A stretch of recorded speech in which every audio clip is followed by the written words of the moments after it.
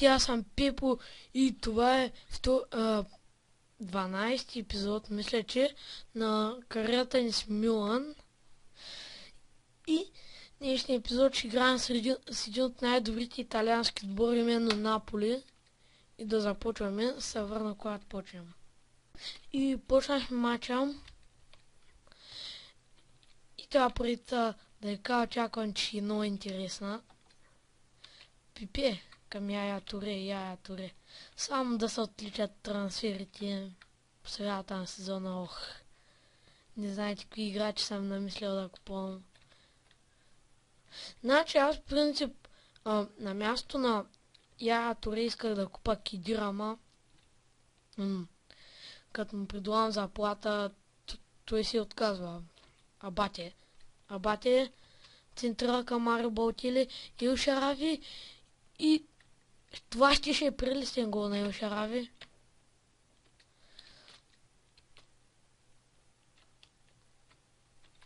Наблязал съм за зона Марио Икарди, Фернандо Торес, Аксел Вицел. Ние пък имаме Яя Туре, не ми трябва Аксел Вицел.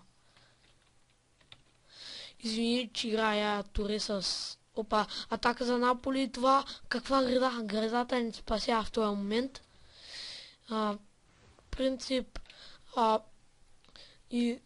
тук Яя Туре Халфма, аз го играя като 2015-та CDM. Ма той е едно и също почти. Марио Балтили. Тук моя грешка. Наблязал съм с така доста играчи. Жерми Менес за кам, защото ние нямаме в момента много добър кам.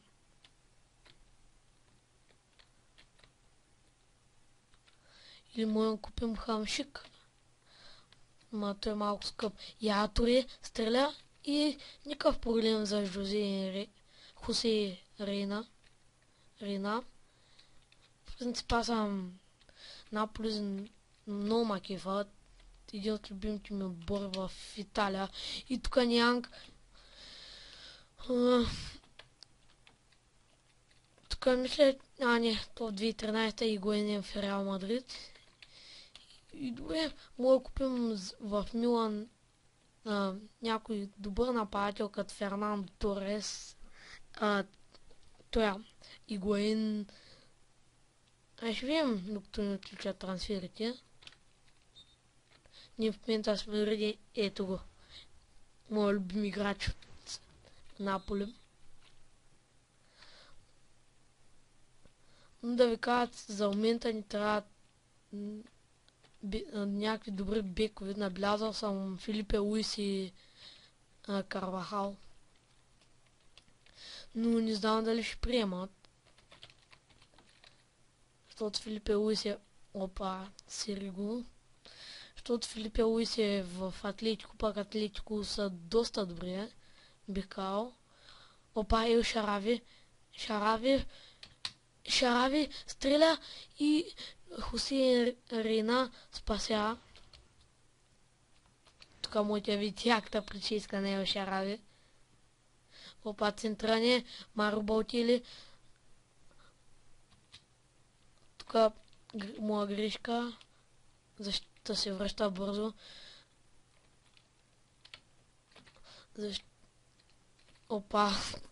Как мазно. Гюндоган може да взема. Не знам. Докато ми отличат трансферите има доста време.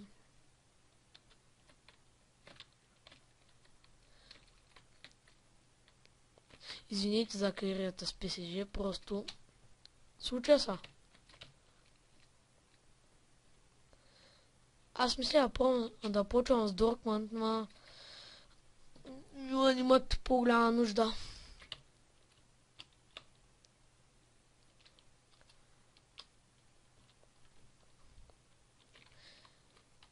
Милан 2014-та гора, като чатаха Шампионска лига, си бяха доста добри, но кризата ги налегнала, както ЦСКА-то. ЦСКА-то са в голяма криза. Дано да се оправят. Надявам се.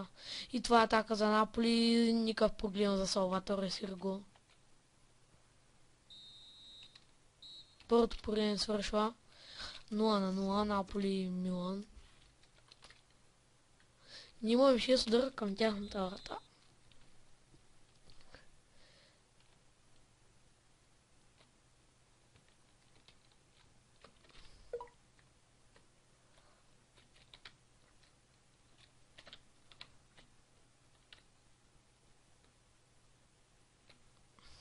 В принцип, юношите на ЦСКА сега се добре биха Ливърпул с 2-1. Нищо им няма.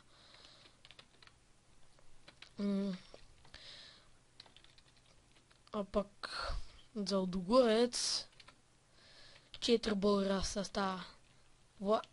Влай Стоянов, Нигетич в момента е той в Лудогорец. Фиорентина го купяха. За 6 милиона ли беше да им варди. Значи, Лудогорец имат най-малко българи в А група. Те са отбора с най-малко българи и най-много чужденци. Пак после викат, че ЦСКА имат най-много чужденци. Мои имат чужденци, но поне няма 4 българина в български отбор. Моля ти са. Но на български футбол всеки си има мнението, но аз съм против Лудогорец. И в Шампионска лига, като вляха, но ясно, че ще ги подкрепям. Все пак български отбор, Шампионска лига. Той третия български отбор, Шампионска лига. Не слушайте Алекс Сукачев, че казва, че Лудогорец са втория отбор. Просто не е те.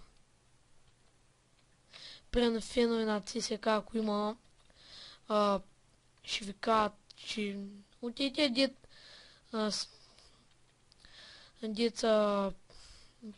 деца повече от мен.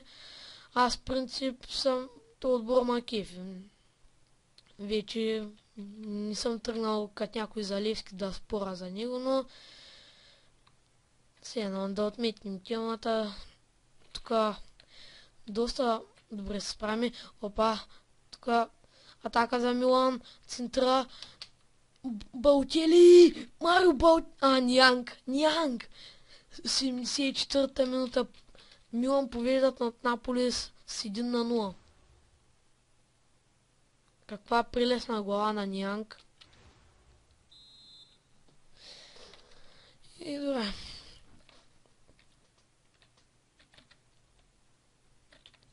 Сега поговорим малко за трансферите. Също Жерми Менес май го каза, че го купувам. Габриел Палета за защитник мога го взема. Или мога взема някой по-добър защитник като Балтенг, Хъмълс. Ако имам пари, Хъмълс си доста скъп.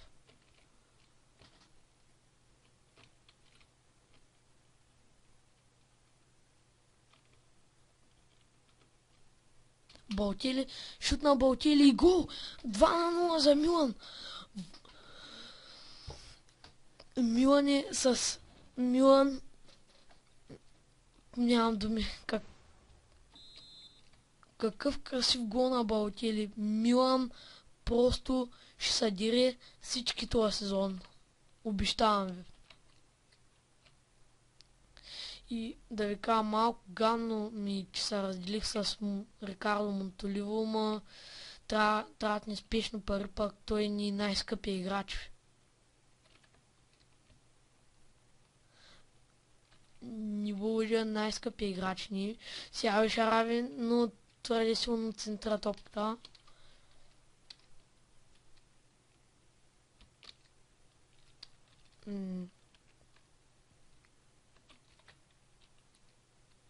Не, Карл. Опа, грешка. Сега тук е Елшарави. Елшарави!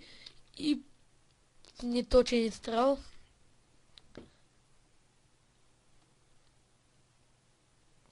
Най-вече може да се стрема за някой защитник от висшата лига, като Гари Кейхил.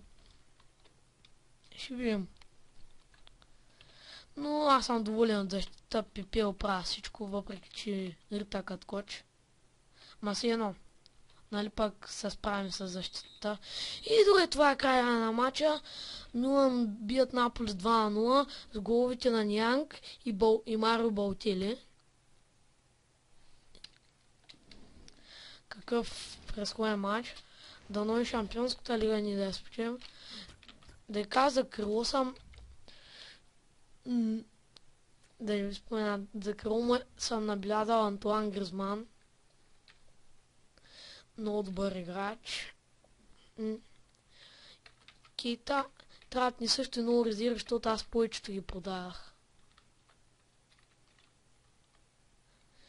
Тук бъгна играта. И добре, това беше от днешния епизод. Надявай се харесал и чао!